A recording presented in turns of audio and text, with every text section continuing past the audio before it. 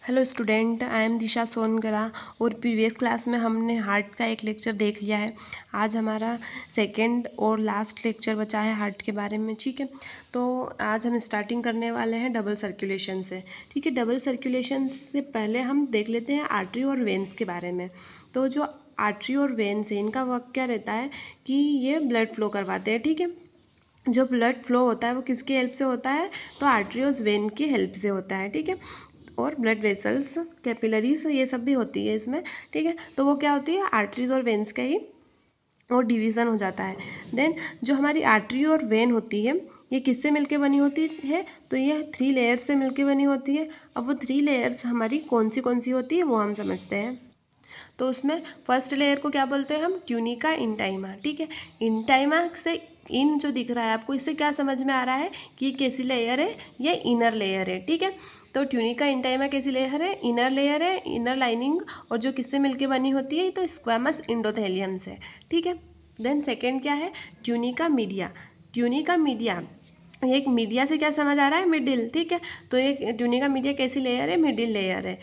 और ये किससे मिलके बनी होती है? तो स्मूथ मसल्स और इलास्टिक फाइबर से। देन जो ट्यूनिका एक्सटर्ना है, तो एक्सटर्ना से क्या समझ में आ रहा है कि ये कैसी लेयर है? External layer. ठीक है, तो ये एक्सटर्नल लेयर किससे मिलके बनी होती है? तो फाइब्रस कनेक्टिव टिश्यू और कोलेजन फाइबर से। ठीक है, अब इसका हम डायग्राम समझते हैं। तो डायग्राम किस टाइप से इसका? ये लास्ट जो एक्सटर्नल लेयर है, इसको और क्या बोलते हैं हम? ट्यूनिका एडवेंटेशिया भी बोलते हैं। ठीक है, तो ये एक्सटर्नल लेयर क्या हो गई? Tunica adventitia. Then middle layer tunica media, and जो इनर लेयर है वो क्या हो गई? Tunica intima. ठीक है, ये वेन्स का डायग्राम है, ये आर्टरीज का। तो इन दोनों में हमको क्या मेन डिफरेंस क्या दिख रहा है? जो वेन का ल्यूमेन होता है, इस पार्ट को क्या बोल रहे हैं हम? ल्यूमेन। जो जहाँ पे मेन जो हमारा ब्लड है वो फ्लो होता है। ठीक है, तो इसका ल्यूमेन किस टाइप से है? वाइड है। ठीक है, वाइडर ल्यूमेन है। और आर्टरीज का किस टाइप से है? तो नैरो ल्यूमेन है। ये इसलिए है क्योंकि जो वेन में जो प्रेशर होता है ब्लड फ्लो का, वो बहुत ही नॉर्मल होता है। ठीक है, तो इसीलिए इसमें इसका ल्यूमेन बड़ा होता है, वाइड होता है। वहीं आर्टरीज में एक प्रेशर ग्रेडियंट होता है। ठीक है, मीन्स जो हार्ट है वो ब्लड को पंप कर रहा है। ठीक है, तो वो बहुत ही तेज़ी से ब्लड को पंप करेगा फुल बॉडी में। तो उससे क्या हो चाहिए उसको कि वो अच्छे से एक प्रेशर से फुल बॉडी में पहुंच सके। इसीलिए इसका ल्यूमेन कैसा होता है आर्टरी का? वो नैरो होता है। ठीक है, और वेन को क्या? वो तो नॉर्मली हार्ट में उसको पहुंचाना है, तो वो नॉर्मली भी पहुंचा सकती है, इसीलिए उसका ल्यूमेन कैसा होता है? वाइड होता है। ठीक है, अब हम समझते हैं डबल सर्कुलेशन। तो डबल सर्कुलेशन में 2 टाइप्स के सर्कुलेशन होते हैं, पल्मोनरी सर्कुलेशन और सिस्टेमिक सर्कुलेशन। पल्मोनरी सर्कुलेशन में क्या होता है? तो जो डीऑक्सीजनेटेड ब्लड होता है उसका सप्लाई होता है कहाँ? हार्ट और लंग्स में। जो मतलब जो डीऑक्सीजनेटेड है, मीन्स जो खराब वाला खून है, या फिर बोल सकते हैं जिसमें CO2 का कंटेंट ज़्यादा है, ऐसा ब्लड जो हो रहा है वो सप्लाई हो रहा है। ठीक है, इसको हम क्या बोलते हैं? Pulmonary circulation. ठीक है, देन नेक्स्ट क्या है? Systemic circulation. तो सिस्टेमिक सर्कुलेशन में क्या होता है? तो इसमें एक तो हमारा जो ऑक्सीजन है या फिर इसेंशियल न्यूट्रिएंट है, उनका सप्लाई भी होता है, वो भी हमको प्रोवाइड होते हैं। और साथ में जो CO2 है, जो और उसके अलावा जो भी हार्मफुल सब्सटेंस होते हैं, उनका भी एलिमिनेशन होता है। ठीक है, ये किस में हो रहा है? हमारे सिस्टेमिक सर्कुलेशन में। तो जो हमारा डबल सर्कुलेशन में है, इसमें 2 सर्कुलेशन कौन से हो रहे हैं? एक तो पल्मोनरी सर्कुलेशन और एक सिस्टेमिक सर्कुलेशन। और इसको हम डायग्राम की हेल्प से समझते हैं। तो ये क्या हो गया? हमारा हार्ट हो गया। ठीक है, तो ये right atria, right ventricle, left atria, left ventricle. और ये यहाँ पे क्या है? वॉल्व है।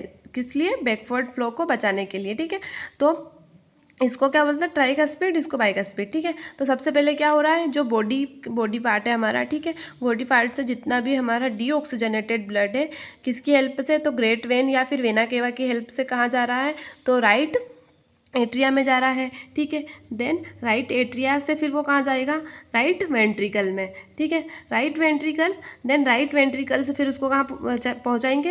ये दिख रहा है आपको डैश वाली लाइनिंग। ठीक है, तो राइट वेंट्रिकल से फिर वो कहाँ जाएगा? तो वो लंग्स में जाएगा। किसकी हेल्प से? पल्मोनरी आर्टरी की हेल्प से। ठीक है, और पल्मोनरी आर्टरी एक लौती ऐसी आर्टरी होती है, एक अकेले एक ऐसा एक्सेप्शन है जो क्या कंटेन करता है? डीऑक्सीजनेटेड ब्लड को कंटेन करता है। ठीक है, और जो पल्मोनरी वेन है, ये एक लौती एक अकेला एक्सेप्शन है जो क्या करता है? जो ऑक्सीजनेटेड ब्लड है उसको कैरी करता है, ठीक है। तो यहाँ से क्या हुआ, राइट एट्रिया, एट्रिया से वेंट्रिकल में आया ब्लड, वेंट्रिकल से फिर कहाँ गया वो, तो लंग्स में, देन लंग्स में क्या हुआ, प्यूरिफिकेशन हुआ ब्लड का, ठीक है। देन फिर ऑक्सीजनेटेड ब्लड कहाँ जाएगा, पल्मोनरी हेल्प की, पल्मोनरी की वेन की हेल्प से कहाँ जाएगा, लेफ्ट एट्रिया में, ठीक है। लेफ्ट एट्रिया, लेफ्ट एट्रिया से फिर वो कहाँ जाएगा, लेफ्ट वेंट्रिकल में, ठीक है। देन लेफ्ट वेंट्रिकल से फिर वो कहाँ जाएगा, फुल बॉडी में, किसकी हेल्प से, डोर्सल एओर्टा की हेल्प से फुल बॉडी में हमारा जो ऑक्सीजनेटेड ब्लड है वो सप्लाई हो जाएगा, ठीक है। तो ये किस टाइप का सर्कुलेशन हो गया है, डबल सर्कुलेशन, ठीक है। और इनमें आपस में कोई भी मिक्सअप नहीं होता है, ठीक है। ये आधे हिस्से में क्या रहता है, और डीऑक्सीजनेटेड ब्लड, और बचे हुए बाकी हिस्से में क्या रहता है, ऑक्सीजनेटेड। इधर क्या रहता है, डीऑक्सीजनेटेड, एंड इधर क्या रहता है, ऑक्सीजनेटेड ब्लड, और इन दोनों का कोई आपस में मिक्सअप भी नहीं होता है। देन अब नेक्स्ट क्या देखेंगे हम, कार्डियक साइकिल, ठीक है। तो इसके लिए हमको कुछ छोटी छोटी ये पॉइंट्स हैं उनको समझना पड़ेगा। तो सबसे पहले हम मान लेते हैं कि हमारा हार्ट पूरी तरह से एम्प्टी है, मीन्स हमारा एट्रिया और वेंट्रिकल दोनों किस टाइप से, एम्प्टी। ये डायग्राम से हम समझते हैं, ठीक है। तो ये हो गया हमारा राइट एट्रिया, ये लेफ्ट एट्रिया, देन ये राइट वेंट्रिकल, देन ये लेफ्ट वेंट्रिकल, ठीक है। तो मान लीजिए कि अभी ये पूरा हमारा जो राइट है एट्रिया और वेंट्रिकल ये कैसे है, एम्प्टी है। तो उस वाले कंडीशन को हम क्या बोलेंगे, रिलैक्स्ड स्टेट, कि अभी हमारा हार्ट बीट नहीं कर रहा है, एकदम रिलैक्स्ड है, और साथ ही के इसको हम क्या बोलेंगे, हम जॉइंट डायस्टोल, ठीक है। इस कंडीशन में क्या हो रहा है कि हमारा जो हार्ट है वो रिलैक्स है, मीन्स वो एट्रिया भी एम्प्टी है, वेंट्रिकल भी एम्प्टी है, एकदम नॉर्मल कंडीशन है, ठीक है। देन अब क्या हुआ, एट्रिया में कॉन्ट्रैक्शन हुआ। जब एट्रिया कॉन्ट्रैक्शन होगा, एट्रिया कॉन्ट्रैक्शन कब होगा, जब उसके अंदर क्या आएगा, ब्लड आएगा, ठीक है। तो ब्लड आएगा तो वो एट्रिया क्या सोचेगा कि ज़्यादा से ज़्यादा ब्लड उसके अंदर आए, तो वो कॉन्ट्रैक्ट होगा, ठीक है। और उस एट्रियल कॉन्ट्रैक्शन को क्या बोलते हैं हम, एट्रियल का सिस्टोल हुआ, ठीक है। क्या हुआ, एट्रियल सिस्टोल। कब हुआ एट्रियल सिस्टोल, जब एट्रिया कॉन्ट्रैक्ट हुआ। एट्रिया कॉन्ट्रैक्शन कब हुआ, जब उसके अंदर ब्लड आया। कहाँ से ब्लड आया, तो जो ग्रेट वेन है, वेना केवा, वहाँ से जब ब्लड आया उसके अंदर, तो उस कंडीशन को हम क्या बोल रहे हैं, एट्रियल सिस्टोल, ठीक है। उससे क्या हुआ, एट्रिया कॉन्ट्रैक्शन हुआ। देन इस कंडीशन को हम, ठीक है, एट्रिया कॉन्ट्रैक्शन हो गया। देन फिर एट्रिया से ब्लड कहाँ जाएगा, वेंट्रिकल में। जैसे ही एट्रिया से वेंट्रिकल में ब्लड गया तो एट्रिया क्या हो गया, रिलैक्स हो गया, ठीक है। एट्रिया रिलैक्स हुआ तो उसको क्या बोलेंगे हम, डायस्टोल हो गया, ठीक है, एट्रियल डायस्टोल। समझ में आया ये। एट्रिया कॉन्ट्रैक्शन कब हुआ, जब उसके अंदर ब्लड था। जैसे ही एट्रिया से ब्लड वेंट्रिकल की ओर गया तो एट्रिया रिलैक्स होके क्या हो गया, एट्रियल डायस्टोल, ठीक है। अब क्या हुआ, वेंट्रिकल कॉन्ट्रैक्शन। वेंट्रिकल कॉन्ट्रैक्शन कैसे हुआ, जैसे ही एट्रिया का रिलैक्सेशन स्टार्ट हुआ, एट्रिया ने ब्लड किसको दिया, वेंट्रिकल को दिया, ऐसे ही क्या हुआ, वेंट्रिकल कॉन्ट्रैक्शन हो गया, तो क्या हुआ, वेंट्रिकल सिस्टोल, ठीक है।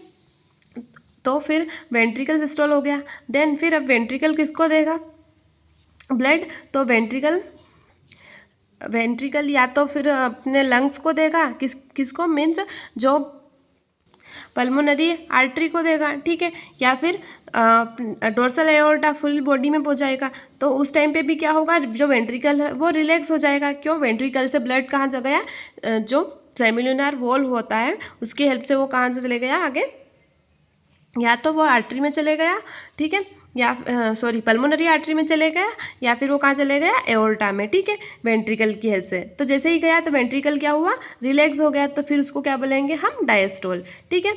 देन एट्रिया एंड वेंट्रिकल वापस से क्या हो गए, एम्प्टी हो गए, और फिर वापस से रिलैक्स स्टेट आ गई, और फिर क्या हुआ, जॉइंट डायस्टोल हो गया, ठीक है। ये कंडीशन आपको समझ में आई कि फर्स्ट मान लीजिए कि दोनों खाली है, दोनों एम्प्टी है, लेकिन फिर क्या हुआ, जब ब्लड क्या हुआ, बॉडी से ब्लड कहाँ गया, राइट एट्रिया में। जैसे ही राइट एट्रिया में आया तो ये क्या हो गया, कॉन्ट्रैक्ट हो गया, ताकि ज़्यादा से ज़्यादा ब्लड इसमें आ सके, ठीक है। जैसे ही ये कॉन्ट्रैक्ट हुआ तो क्या हुआ, एट्रियल सिस्टोल हुआ। फिर एट्रिया से ब्लड कहाँ इंटर किया, राइट वेंट्रिकल में। जैसे ही वेंट्रिकल में किया तो ये खाली हो गया, कॉन्ट्रैक्शन इसका खत्म हो गया, रिलैक्स स्टेट में आ गया, तो इसको क्या बोलेंगे हम, एट्रियल डायस्टोल, ठीक है। जैसे ही ब्लड राइट वेंट्रिकल में आया तो वेंट्रिकल क्या हो गया, वेंट्रिकल कॉन्ट्रैक्शन हो गया। जैसे ही वेंट्रिकल कॉन्ट्रैक्शन हुआ तो क्या हुआ, वेंट्रिकल सिस्टोल हुआ। और जैसे ही वेंट्रिकल से फिर वापस से बाहर गया पल्मोनरी आर्टरी में, तो क्या हुआ, वेंट्रिकल रिलैक्स हो गया है। जैसे ही वेंट्रिकल रिलैक्स हुआ तो क्या हुआ, वेंट्रिकल डायस्टोल। और जब ये भी खाली हो गया तो फिर क्या हुआ, जो एट्रिया और वेंट्रिकल वो एम्प्टी हो गए, मीन्स जॉइंट डायस्टोल हो गया। ठीक है, तो ये पूरी एक कंडीशन, मीन्स ब्लड आया, फिर एट्रिया में आया, वेंट्रिकल में आया, फिर वेंट्रिकल से बाहर हुआ, पूरी ये एक साइकिल बनी। ठीक है, क्योंकि ये कंटिन्यूअस में चलती रहती है बार बार बार बार। तो ठीक है, तो ये एक अकेली साइकिल, एक सीक्वेंशियल इवेंट, इसको हम क्या बोल रहे हैं, कार्डियक साइकिल। ठीक है, the sequential event is called cardiac cycle. Means ये कंडीशन, मीन्स ये एक पूरी जो फॉलो अप है ये एक बार हो रहा है। ठीक है, तो ये क्या बन गई, एक कार्डियक साइकिल।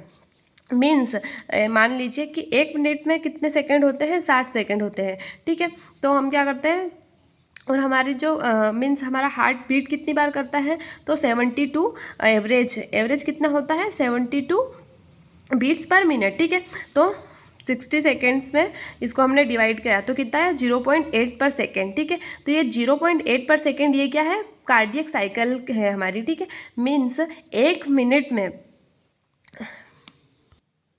कितनी बार बीट हो रही है, 72 कार्डियक साइकिल। मीन्स कितनी बार बीट्स हो रही है, कितनी बार दिल धड़क रहा है हमारा, 1 मिनट में 72 बार। इसीलिए हमारी कार्डियक साइकिल 1 मिनट में कितनी होती है, टोटल 72। और 1 मिनट में मीन्स 1 मिनट में एक अकेली कार्डियक साइकिल का टाइम कितना होता है, तो 0.8 सेकेंड का टाइम लगता है एक पूरी कार्डियक साइकिल को। मीन्स वो इसमें जैसे ये ब्लड आया एट्रिया में, देन वेंट्रिकल, वेंट्रिकल से बाहर निकला, इस पूरी प्रोसेस को करने में कितना टाइम लगा, 0.8 सेकेंड। मीन्स एक कार्डियक साइकिल को होने में 0.8 सेकेंड लगते हैं। ठीक है, और 1 मिनट में कितनी साइकिल कंप्लीट कर देता है हमारा हार्ट, एक नॉर्मल एवरेज तो 72 कार्डियक साइकिल 1 मिनट में कंप्लीट कर देता है हमारा हार्ट। ठीक है, then during a cardiac cycle each ventricle pump out approx 70 ml of blood. Means एक जो कार्डियक साइकिल पूरी हुई है, ठीक है, मीन्स एक पूरी ये यहाँ से इतनी प्रोसेस हुई है। ठीक है, या फिर ये यहाँ से भी एक इतनी प्रोसेस हुई है। ठीक है, तो वो एक 0.8 सेकेंड हुआ है। तो 0.8 सेकेंड में हमारा जो ब्लड है, जो हमारी वेंट्रिकल है, वो कितना जो ब्लड है उसको पंप आउट करेगी, तो 71 ब्लड पंप आउट हो जाएगा। ठीक है, उसको हम क्या बोलते हैं, स्ट्रोक वॉल्यूम। स्ट्रोक वॉल्यूम आपको समझ में आई। स्ट्रोक वॉल्यूम क्या होती है कि एक 0.8 सेकेंड में कितना ब्लड हमारा वेंट्रिकल से बाहर निकला है। ठीक है, तो 70 ml ब्लड को आउट कर देती है। ठीक है, हमारी वेंट्रिकल। तो stroke volume multiply heart rate. तो स्ट्रोक वॉल्यूम से अगर हम हार्ट रेट को मल्टीप्लाई करेंगे तो हमारा क्या निकल आएगा, कार्डियक आउटपुट निकल आएगा। ठीक है, तो स्ट्रोक वॉल्यूम कितनी थी हमारी, 70 ml। देन हमारे हार्ट रेट कितनी है, 72। तो इसको हम मल्टीप्लाई करेंगे तो ये 40 आंसर आया। ठीक है, और एवरेज कितना होगा, तो 5000 ml 1 मिनट में 5000 ml ब्लड को हमारी जो वेंट्रिकल है वो पंप आउट कर देती है। ठीक है, और इसको हम बोल सकते हैं या फिर कि हमारी जो वेंट्रिकल है 1 मिनट में 5 लीटर ब्लड को पंप कर देती है। ठीक है, देन नेक्स्ट क्या है, तो मीन्स जब हमारी ये कार्डियक साइकिल चलती है तो हम जो डॉक्टर रहते हैं वो स्टेथोस्कोप से चेक करते हैं, तो एक साउंड निकलता है, कौन सा, लब डब। ठीक है, तो जो ये फर्स्ट साउंड है ये लब। ठीक है, तो ये जो लब है ये किसके कारण है ये आवाज़, तो जब हमारे जो ट्राइकस्पिड और बाइकस्पिड वॉल्व क्लोज होते हैं। ठीक है, closure of tricuspid and bicuspid valve, then किसकी आवाज़ आती है, तो लब की आवाज़ आती है। ठीक है, मीन्स ट्राइकस्पिड और बाइकस्पिड वॉल्व कहाँ होते हैं, ये इनके बीच में, एट्रिया और वेंट्रिकल के बीच में क्या होते हैं, ट्राइकस्पिड और बाइकस्पिड वॉल्व। और सेकेंड साउंड को क्या बोलते हैं हम, डब। ठीक है, तो ये डब कब करता है, जब क्लोजर ऑफ सेमिलुनर वॉल्व। ठीक है, मीन्स जो वेंट्रिकल जो होता है हमारा, ठीक है, जो वेंट्रिकल है, वेंट्रिकल से जो हमारा ब्लड है वो आउट हुआ, तो यहाँ पे भी क्या होते हैं, एक वॉल्व होता है जिससे क्या ना हो, बैकवर्ड फ्लो ना हो सके। ठीक है, तो इसलिए यहाँ पे क्या होता है, सेमिलुनर वॉल्व। ठीक है, ये क्या है, जैसे ही वेंट्रिकल से ब्लड हमारा आउट हुआ वैसे ही हमारे वॉल्व बंद हो जाएंगे, उन वॉल्व को क्या बोलेंगे हम, सेमिलुनर वॉल्व। और ये सेमिलुनर वॉल्व जब क्लोज होते हैं तो उस आवाज़ को हम क्या बोलते हैं, डब। ठीक है, तो इस टाइप से हमारे लब और डब का साउंड स्टेथोस्कोप पे जब डॉक्टर चेक करते हैं तब हमको आवाज़ आती है उस चीज़ की। ठीक है, देन नेक्स्ट क्या है, तो कार्डियोग्राफ। तो कार्डियोग्राफ क्या होता है, ये डिवाइस और इंस्ट्रूमेंट का नाम होता है जिससे हम क्या चेक करते हैं, कार्डियोग्राम। ठीक है, कार्डियोग्राम क्या होता है, तो ये ग्राफ होता है जो किस पे रिप्रेजेंट करता है, जो मीन्स किस पे शो होता है ये, तो जो ये इंस्ट्रूमेंट होता है इस पे दिखता है। आपने देखा होगा टीवी वगैरह में बताते हैं तो वहाँ पे एक ये साइकिल चलती है, ठीक है, इस टाइप से, तो उसको हम क्या बोलते हैं कि ये कार्डियोग्राफ चल रहा है, किसके ऊपर, कार्डियोग्राम के ऊपर। ठीक है, इससे जब ये एक सिंगल लाइन बनने लग जाती है तो क्या होता है, पेशेंट डेथ हो जाती है। ठीक है, पेशेंट की। तो कार्डियोग्राफ क्या होता है, इंस्ट्रूमेंट का नाम होता है, और कार्डियोग्राम क्या होता है, जो एक ग्राफ बनता है कार्डियोग्राफ के ऊपर। ठीक है, then to obtain a standard ECG, patient is connected to the 3 electrical leads, means 3 electrical leads को अटैच करते हैं हम, किसके लिए, जो ECG है उसको हम ऑब्टेन करने के लिए। तो 3 कौन से होते हैं, तो 2 तो 1 to each wrist and to the left ankle, मतलब दोनों हमारी wrist पे और एक कहाँ पे रहता है, लेफ्ट एंकल पे। और आज के टाइम पे तो मल्टीपल लीड्स हमको प्रोवाइड हो जाते हैं। ठीक है, और उनके मल्टीपल फंक्शंस भी होते हैं। ये डायग्राम दिख रहा है हमको किसका, ECG का। ये एक ग्राफ है, इसको क्या बोलते हैं हम, PQRST। ठीक है, तो ये जो P है ये क्या शो कर रहा है, इलेक्ट्रिकल एक्साइटेशन और या फिर बोल सकते हैं डीपोलराइजेशन ऑफ एट्रिया। यहाँ पे क्या हो रहा है, एट्रिया कॉन्ट्रैक्शन हो रहा है। ठीक है, एट्रिया का कॉन्ट्रैक्शन कैसे, मैंने अभी बताया था आपको कि एट्रिया कॉन्ट्रैक्ट कब होता है, जब उसके अंदर ब्लड इन कर रहा है, ब्लड इंटर कर रहा है। ठीक है, जब क्या होगा, एट्रिया का कॉन्ट्रैक्शन होगा। ठीक है, तो कौन सा वाला साइन बनेगा, तो इस टाइप से ये फुल कर्व बनेगा। ठीक है, इस टाइप का कर्व बनेगा। देन क्यूआरएस कब होगा, डीपोलराइजेशन ऑफ वेंट्रिकल, जब हमारी जो वेंट्रिकल है उसका कॉन्ट्रैक्शन होगा तब कौन सा वाला कर्व बनेगा, इस टाइप से कर्व बनेगा, क्यूआरएस वाला। ठीक है, देन फिर टी कब होगा, जब return of ventricle from excited to normal state, means excitation के बाद जब नॉर्मल स्टेट में आ जाएगा हमारा वेंट्रिकल, जब एंड ऑफ सिस्टोल हो जाएगा। ठीक है, तो क्या होगा, रीपोलराइजेशन, मीन्स यहाँ फिर वो टी पे क्या होगा कि जो हमारी वेंट्रिकल है वो एक्साइटेशन से नॉर्मल स्टेट पे आएगी, रीपोलराइजेशन होगा। ठीक है, मीन्स वो क्या बोलते हैं उसको, जॉइंट डायस्टोल पे जाने लगेगी, हल्का सा उसको गैप मिलेगा और वापस से फिर ये वाली पोजीशन स्टार्ट हो जाएगी। ठीक है, इसके बाद फिर वापस से ऐसे फिर PQRS। ठीक है, तो ये क्या होगा, एक हमारा ECG, जिसमें P में क्या होता है, कॉन्ट्रैक्शन ऑफ एट्रिया, QRS में होता है कॉन्ट्रैक्शन ऑफ वेंट्रिकल, और T में क्या होता है, जो वेंट्रिकल का एक्साइटेशन है वो वापस नॉर्मल स्टेट या फिर क्या बोल सकते हैं, रीपोलराइजेशन होता है हमारे T पे। ठीक है, तो ये क्या था आज हमारा पूरा हार्ट के बारे में। ठीक है, लेक्चर। इसमें अगर आपको कोई भी डाउट हो तो प्लीज़ मुझे कमेंट करके बताइए, या फिर अगर आप चाहते कि कुछ दूसरे टॉपिक पे अगर मैं डिस्कस करूं तो आप बता सकते हैं मुझे कमेंट करके, तो हम उस टॉपिक को समझेंगे। ठीक है, थैंक यू।